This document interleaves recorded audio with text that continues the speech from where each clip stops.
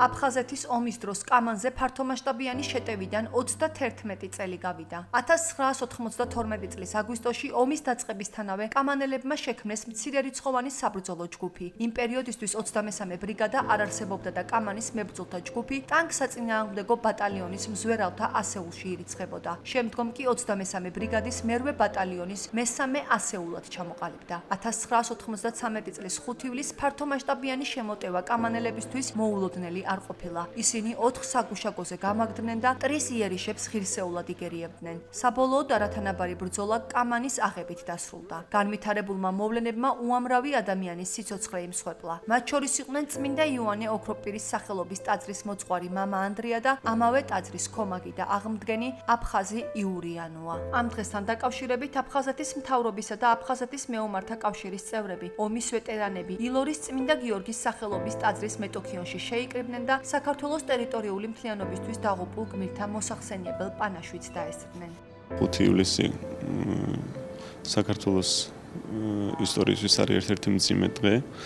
ამ დღეს მოხდა კომანის დიდი ტრაგედია. დაეცა კომანი და ამასთან ერთად ამავდროულად ამ დღეს ამძიმებს ისიც რომ ამ დღეს აღესრულა მამა ანდრია ყურაშვილი და ბატონი იური ანუა დილორის წმინდა გიორგის ტაძარში შესრულდა მათთვის მოსახსენიებელი პანაშვიდი და გვინდა რომ მადლობა გადაუხადოთ იმ გმირებს, რომლებიც არა მარტო ამ დღეს, არამედ საქართველოს ერთიანობისთვის არიშურებდნენ სიცოცხლეს და სწორედ ეს დღეც გახლავთ ერთ-ერთი დღე, რომელიც საქართველოს ისტორიაში ერთ-ერთი მძიმე დღედ არის მოხსენიებული. 31 წელი შესრულდა კამანის დაცემის დღიდან. რა თქმა უნდა, რთული დღეა, მნიშვნელოვანი დღეა და მნიშვნელოვნად რთული დღე არის. დღევანდელ დღეს ჩვენი თანამებრძოლების სადღაც 70% დაიღუპა კამანის ბრძოლებში. მოგვიანებით აფხაზეთის საზოგადოების წარმომადგენლებმა საქართველოს ტერიტორიული მთლიანობისთვის დაღუპულ გმირთა მემორიალთან გადაინაცვლეს და პატივი მიაგეს ომში დაღუპულ გმირთა ხსოვნას. ტრადიციულად ყოველთვის მას აღნიშნავთ ილორის ეკლესიაში და გივითა მოედანზე ილორის ეკლესიაში პანაგრის სუხდი და მლოცულობ მასწულებზე და საუბედრო ძალიან ბევრი დაგვეყობა, მაგრამ გმირულად დაიღუპნენ და მადლობა ყველას ვის დღეს მომბრძანა, ვის მოიგონია და გაიხსენა ჩვენი მეომარი ბიჭები, ჩვენი კამანელი ბიჭები. 5 ივლისის მოვლენები ძირითადად მიმდინარეობდა შრომა კამანის უგუროქის მიმართულებით. 15-16 მარტის უშედეგო შემოტევის შემდეგ სოხუმზე მოსკოვში დაიგეგმა ოპერაცია სიმაღლეების აღების და გამალებით ემზადებოდა მოწინააღმდეგე მხარე.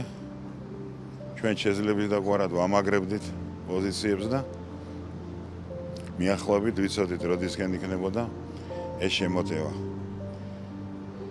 მაგრამ ყველაზე მძიმე რეგიონი იყო სოფელი კამანი, რომელიც სტრატეგიული მნიშვნელობის იყო, მაგრამ ძალიან დაბლობში და სტრატეგიულად ძალიან მძიმე იყო მისი დაცვა. ან უნდა მიეტოვებინათ პოზიციები ჩვენ მებრძოლებს და შრომაში გადასულიყვნენ. მათ ეს არ უსწრებს, მათი მეთაურის ცხონებული მართლაც ეროვნული გმირი ზაზა პეკელიანის მეთაურობით შეებდნენ მტერს. 4 ივლისს დაიწყო გამალებითი დაბომბვა მთელი ღამის განმავლობაში და დილით გადმოვიდნენ შეტევაზე ფაქტიურად ყველა მიმართულები და ახალშენის, კამანის და თითქმის ერთი დღის განმავლობაში მიმდინარეობდა ბრძოლები. მათი ხსოვნის დღეა დღეს. ვიხსენებთ, ყოველ წელიწად თითქმის ვიკრიბებით აქ და ნიშნავთ მაგათ ხსოვნის დღეს და ასე რომ ჩვენ იმედს ვიტოვებთ, რომ დაუბრუნდებით და მათ საფლავებზე მივალთ, სანთელსაც ავანთებთ და მოიხსენიებთ კიდევაც იქ მაგათ ცულებს.